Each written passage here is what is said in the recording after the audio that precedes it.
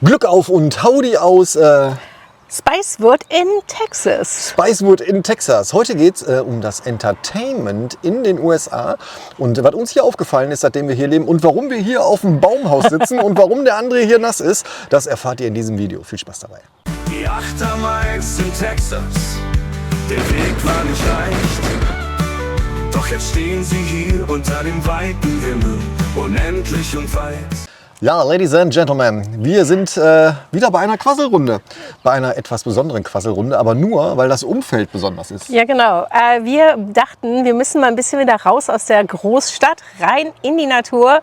Und da hatten wir das Glück, dass wir hier nach Spicewood kommen durften, in ein Baumhaushotel. Ein Baumhaushotel. Also das ist auch eine Empfehlung. Ne? Also wir finden es ganz cool. Ne? Es hat ein paar Besonderheiten. Schaut mir auf Instagram vorbei da, oder TikTok oder Facebook. Ne? Da gibt es dann die Reels dazu. Aber dieses Baumhaus-Konzept finde ich ganz cool. Ist 45 Minuten von uns entfernt. Ne? Ja. Aber nur, weil die Ampelschaltung so blöd ist. Ja, das ist tatsächlich so. Also auch Austin hat Verkehrsprobleme. So, und während wir hier so waren, haben wir uns überlegt, also Fußball-Weltmeisterschaft war ein Thema im Auto. Ja. Und wir haben gesagt, es gibt jetzt in Austin auch eine kostenlose Fanzone. Also wenn ihr dieses Video seht, 2028, das war die Fußball-Weltmeisterschaft 2026 in USA, Kanada und Mexiko.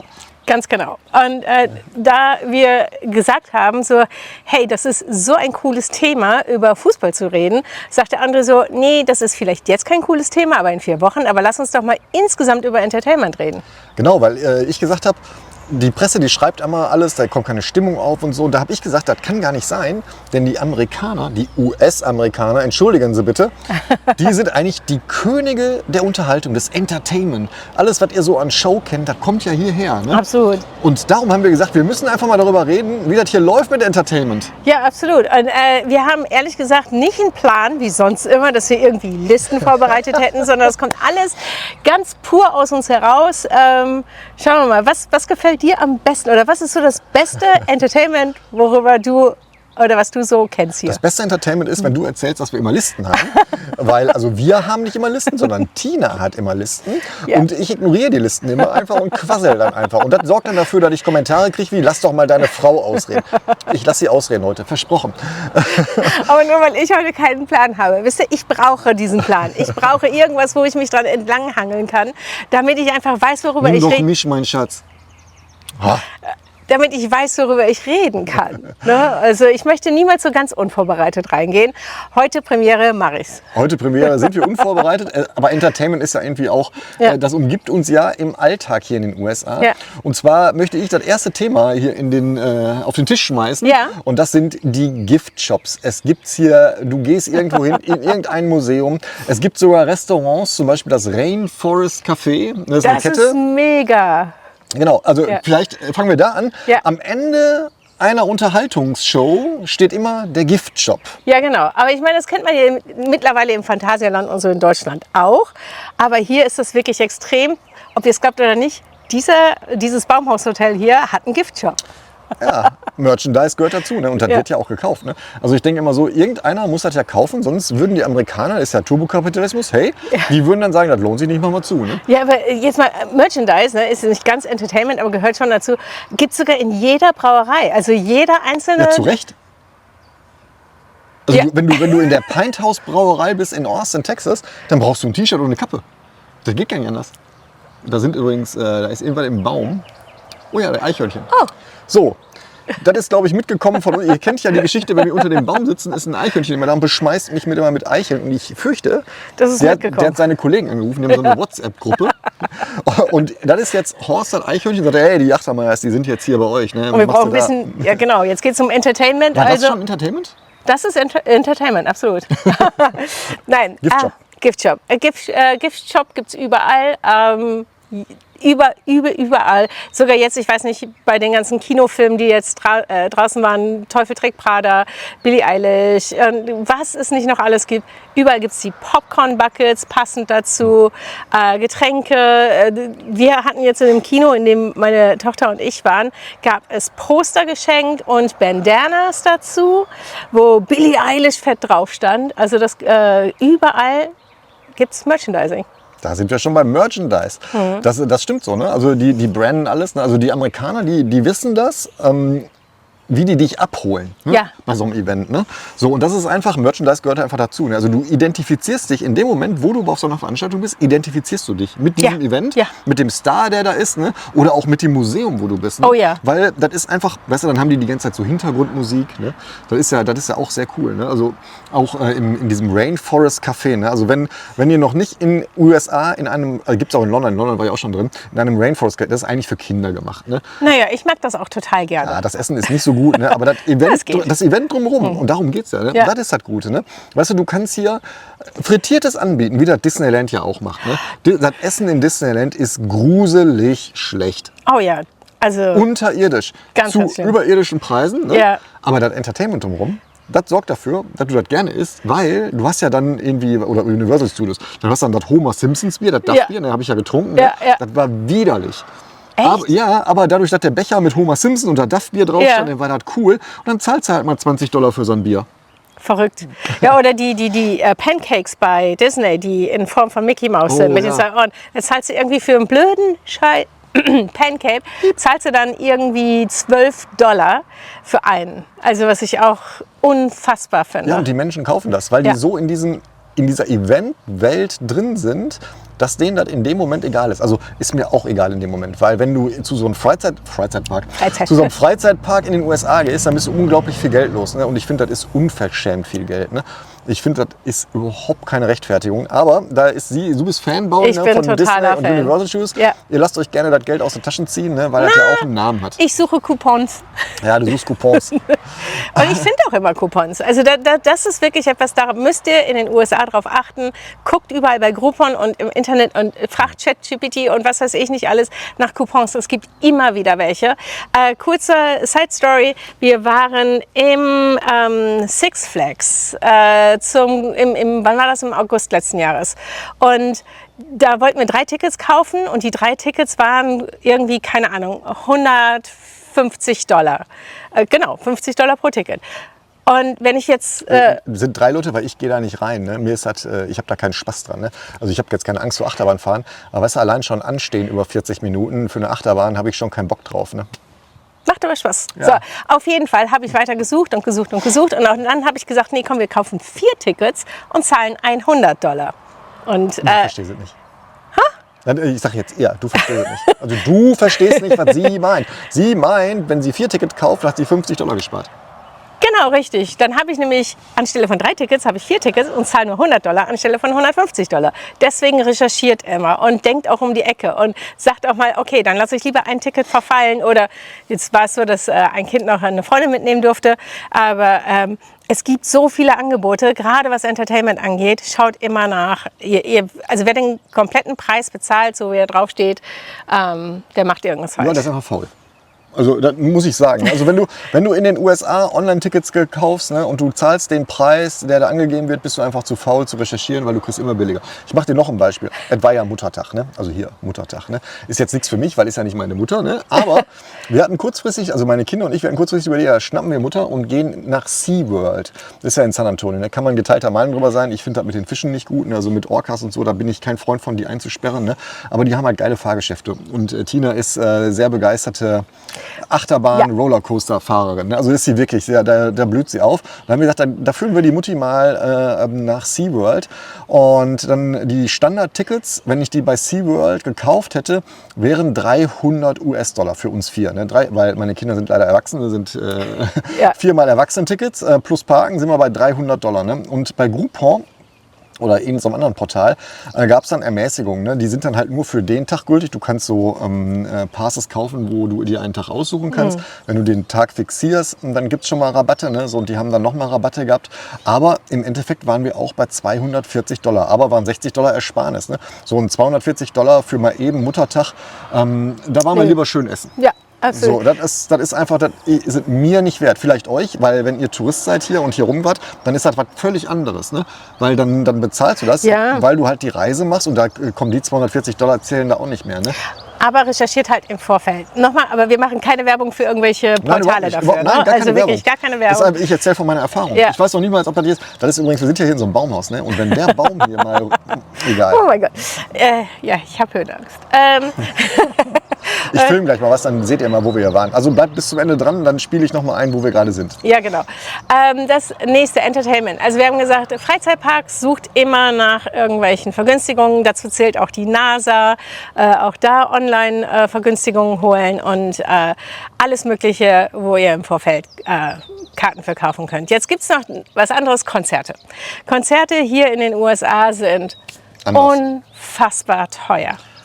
Unfassbar teuer. Also kurze Geschichte, es sind tatsächlich mal Leute bei einem Taylor Swift-Konzert nach Europa geflogen, weil es günstiger für die war, mit Hotel, mit dem Flug, alles dieses Konzert zu besuchen. Ja, also das Thema soll ja gar nicht die Preise sein, ne? Aber Tina hat natürlich recht. Ne? Das ist einfach auch so, die Preise hier, die sind explodiert. Die sind völlig außer Rand und Band. Ne? Also wenn du US-Amerikaner bist und in der Stadt auch noch wohnst, wo Taylor Swift kommt, ne? Und wenn das für dich billiger ist, von der Stadt nach Paris, die waren in Paris, ne? Nach Paris zu fliegen, 2 Nächte da zu verbringen, plus Eintrittskarten mit Essen und Trinken und wieder zurückfliegen. Und wenn das billiger ist als die 2 Eintrittskarten in deiner Stadt, dann ist was grundsätzlich falsch in diesem System. Ne? So, und das sorgt dafür, da bin ich, ich muss einmal kurz ausholen. Das sorgt dafür, dass solche Veranstaltungen an Herz verlieren, weil sich das kaum einer mehr leisten kann. Das heißt, die Leute, die da sind, sind die Reichen und Schönen dieser Welt, die das Geld haben. Ja, ich weiß. Oder die sich was zusammengespart haben oder Kredite sogar aufnehmen dafür, ne, um da hinzugehen, was auch bescheuert ist. Ne? Aber Fußball ist das beste Beispiel. Ne? Also ein Fußballticket ist jetzt auch nicht günstig. Also ist das günstigste von den Veranstaltungen, aber das sorgt natürlich dafür, dass diese Emotionen wie in Deutschland, ach scheiß Mücke hier, wenn diese Emotionen da nicht hochkochen, weil eine Klatschveranstaltung ist, dann ist dann Mutti mit Louis Vuitton-Täschchen da und macht so. Das Hast du ein Louis Vuitton-Täschchen? Nein. Das sehe ich komplett anders. Also Okay. das sehe ich wirklich komplett anders. Kontroverse Diskussion heute in der Quasselrunde. I love it. Weil die Stimmung, also kein Konzert hat hier jemals ein Herz verloren. Also ich war hier auf wir waren auf vielen Konzerten und es war jedes Mal sensationell gut, es war immer emotional. Sei es Lainey Wilson, wo wir waren, war es einfach nur herrlich. Das war auch günstig. Naja, aber nur, weil wir Glück hatten und auf einen dieser Portale geschaut haben. Wir haben Mariah Carey gesehen für $20, das Weihnachtskonzert. Ja, aber nur, weil wir Glück hatten und 3 Tage vorher gebucht haben. Aber trotzdem, da gab es auch Tickets für $1000 und so weiter. Und das gab es bei Lainey Wilson auch. Straight, ne? Jetzt davon mal komplett abgesehen. Ich möchte einfach nur sagen, ich sehe das anders. Keine dieser Konzerte hat ein Herz verloren. Ganz im Gegenteil. Ich war mit meinen Kindern kürzlich noch auf Konzerten und wir sind jedes Mal so richtig abgegangen. Es hat so viel Spaß gemacht. Die ganze Halle hat gebebt. Es war eine Energie drin, die seinesgleichen suchte. Also da möchte ich dir widersprechen. Und selbst in ein Ticket bei Billie Eilish, sie hat ja noch ein bisschen aufgepasst. Ne? Billie Eilish sie hat halt gesagt, nee, keine Wiederverkaufstickets. Das heißt, diese Tickets für $1000 gab es nicht. Aber die Energie sensationell. Jetzt müsst ihr eins wissen, ihr müsst eins verstehen. Meine Frau und meine Tochter, die sind Billie Eilish-Fans. Und die würde niemals etwas Negatives da sagen. Weil es darüber nichts Negatives zu sagen gibt. Und jetzt nächster Punkt. Weil darauf lasse ich jetzt wirklich nichts kommen. Null. Also wirklich, da kannst du mit deinem Vorurteil irgendwie, nee, danke. Fußball ist auch eine mega geile Stimmung in Austin. Weil wir haben den Block mit den Lateinamerikanern. Das ist sensationelle Stimmung. Aber also das ist vielleicht ein guter Aufhänger, weil das eigentliche Thema war ja das Entertainment hier. Ja. Ne?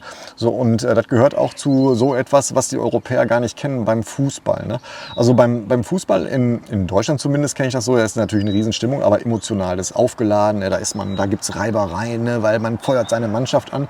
Aber du gehst ja dahin, trinkst ein Bierchen, isst eine Bockwurst, ne? Und feuerst dann und schreist. Ne? Dass da jetzt so ein Rahmenprogramm ist, ne? Das habe ich jetzt ehrlich gesagt noch nicht erlebt. Ja klar, da gibt es vielleicht mal irgendwie den örtlichen Turnverein, der da auf Mittelfeld was macht. Ne?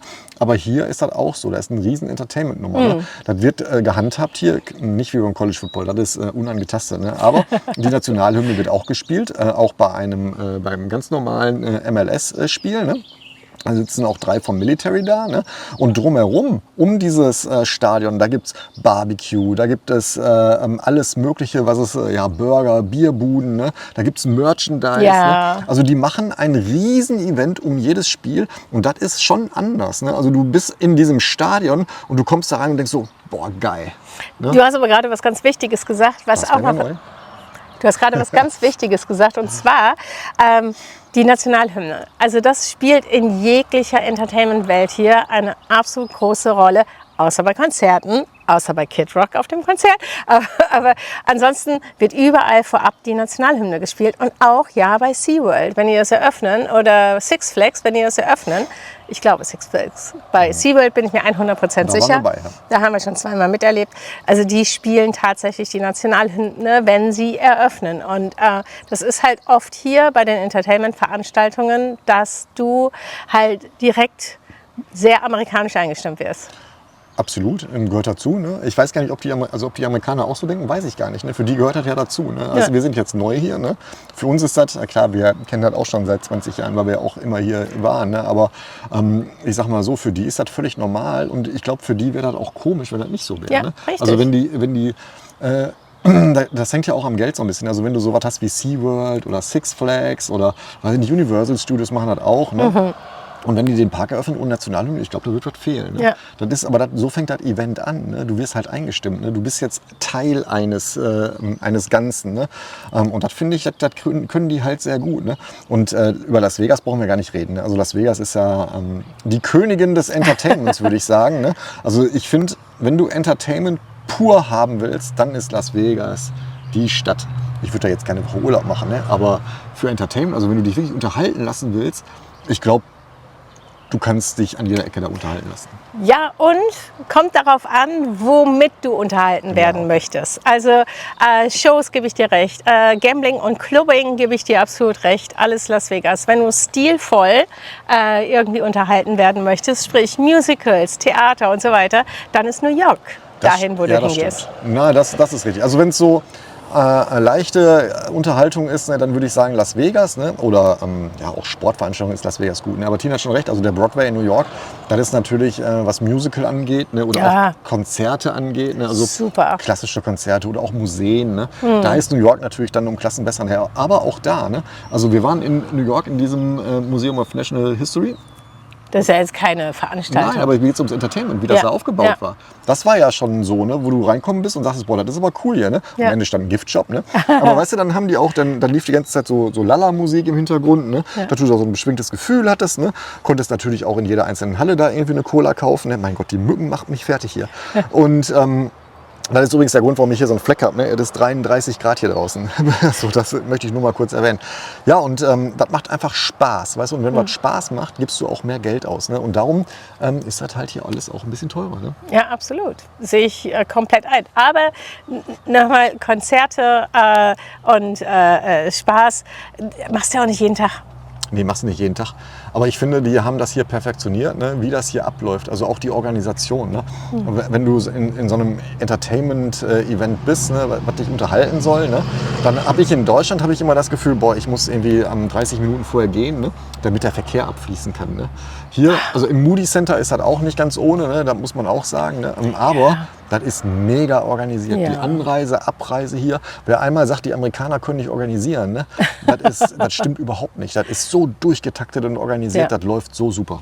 Das stimmt. Also das war beim allerersten Konzert im Moody Center so, dass ich wirklich noch mit diesem deutschen Mindset drin war und sagte, oh, wir müssen aber jetzt früher gehen. Und habe draußen als wir gekommen sind, diese riesen Trauben an Menschen gesehen und dachte, oh mein Gott, wir sind viel zu spät, das dauert ewig. Das geht alles sehr, sehr schnell. Also wie die das hinbekommen, ich habe keine Ahnung, aber die sind... Und du wirst halt überall kontrolliert. Ne? Es gibt in Austin eine Clear Bag Policy, übrigens, bei solchen Veranstaltungen. Überall, egal in welcher Halle. Du musst immer eine durchsichtige Tasche mitnehmen. Und ja, ich glaube, das ist in Deutschland auch mittlerweile, ich bin mir nicht sicher. Ja? Ne? Ja. Aber das bringt natürlich auch eine Industrie mit sich. Ne? Denn wenn du in einer Stadt bist, also ich würde behaupten, das ist in fast allen Städten hier in den USA, bei großen Veranstaltungen gibt es Clear Bag, also durchsichtige Taschen. Ne? So, und du kriegst natürlich auch gemerchte, durchsichtige Taschen zu kaufen. Ne? Du weißt noch, da gibt es dann vorher eine, du hast auch eine. Ne, ich habe auch eine von Longhorns. Also, ja, von den Longhorns. Ich habe eine Longhorns-Tasche, natürlich gehört das dazu. Weil so ein bisschen Schick soll ja trotzdem sein. So sein. einen Gefrierbeutel nehmen, geht auch. Ja, das würde gehen, aber weißt du, machst Sieht ja auch nicht. scheiße aus, wenn du nicht umhängst. Das heißt, ich habe natürlich eine, die oben Rost-Orange ist und dann unten durchsichtig ist. Ist halt gebrandet, natürlich. Wir sind in den USA. Ja, aber also mein Fazit ist hier, die Amerikaner, die können Entertainment. Ne? Die wissen, wie sie dich abholen. Die wissen jetzt auch Stimmung zu erzeugen. Ja. Ne? Mit Lichtern, mit Shows drumherum. Und zwar mit Shows drumherum. Ne? Also nicht die Show, wo du gebucht hast, sondern allein schon die Vorshows und die Shows drumherum im Stadion sind super. Mir fällt jetzt noch was ein, bevor du dein Fazit da... Was? Ich ziehe kein Fazit. Die Du ziehst ganzen, Fazit heute. Nein, Doch. die ganzen Shows sind, oder das ganze Entertainment ist ja auch je nach Jahreszeiten noch. Ne? Im Herbst, diese ganzen Pumpkin Patches.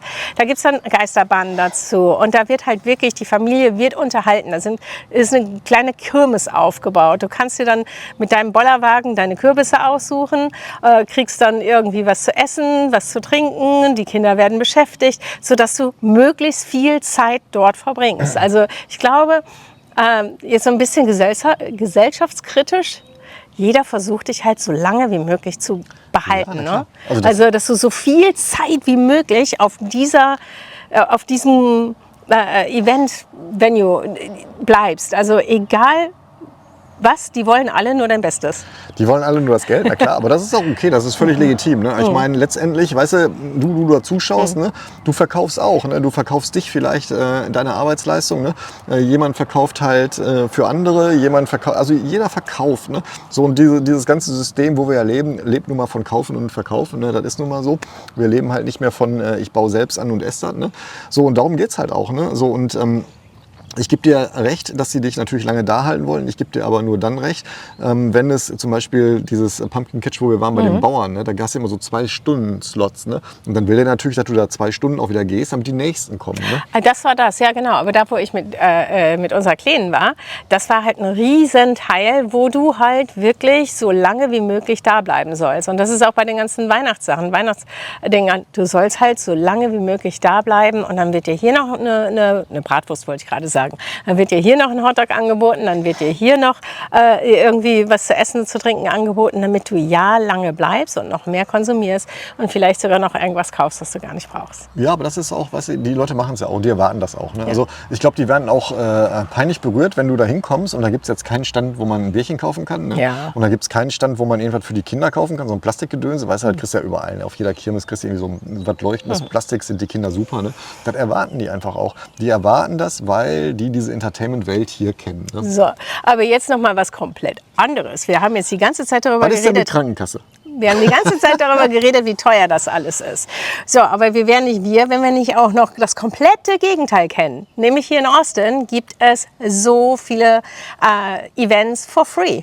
Tatsächlich komplett kostenlos. Fängt an beim 4. Juli Feuerwerk. Komplett kostenlos, mit Konzert, mit allem drum und dran. Wunderschön. Wir haben von jetzt bis Spätsommer jeden Donnerstag genau an dem Platz, Auditorium Shores heißt das, ne? Genau. Da gibt es jeden Donnerstag ein Konzert, komplett kostenlos. Wir haben Kino, Freilichtkino, komplett kostenlos. Also die Amerikaner, die nehmen dir auf der einen Seite natürlich gerne das Geld weg, auf der anderen Seite geben sie dir aber auch gerne irgendwas for free. Ja, und wenn du glaubst, for free, das ist dann nicht so gut. Ne? Nein. Also die geben sich genauso Mühe, als wäre das bezahlt. Ne? Oh ja. Also das ist so, weißt du, ich habe in Erinnerung, da gibt es am Barton Springs Pool da gibt es ja einmal im Sommer dieses Musical, was du erwähnt hast. Oh, das ist toll. So, und das ist for free, da kann jeder hin. Ne? Und die spielen das, weiß ich nicht, über 3-4 Wochen. Oh, länger. Die spielen das den gesamten Sommer unter immer Donnerstag, Freitag, Samstag, Sonntag. 4 Tage die Woche. Auf jeden Fall ist das sehr professionell dann organisiert, ne? Und auch die Schauspieler da, klar, das sind Laiendarsteller, ne? Aber auch da drumherum, weißt du, dann haben die da ein Klappstuhl-Ding, wo man Klappstühle holen kann, ne? Ja. Dann kannst du da Getränke holen, ne? Und das Niveau, was sie da aufspielen, ist wirklich toll. Ne? Also nur weil das for free ist, heißt das nicht, dass man auf das ganze Entertainment drumherum verzichten muss. Ne? Das sollte euch im Gewissen bleiben. Ja, absolut. Naja, aber insgesamt, also es gibt auch extremst viele freie Events, gerade in Austin. Ne? Also es wird es bestimmt in jeder anderen Stadt auch geben und in jedem anderen Staat auch geben. Aber da leben wir nicht, da können wir nicht von berichten. Wir können es halt nur von hier. Es lohnt sich auf jeden Fall mal auf diesen Webseiten zu gucken von Influencern oder von der Stadt. Die sagen auf jeden Fall immer, wann es irgendwo irgendwelche Veranstaltungen for free gibt. Absolut. Also Entertainment USA, Deutschland ist schon also ist ähnlich, ne? Aber ich finde, hier ist halt noch immer mal eine Schippe draufgesetzt.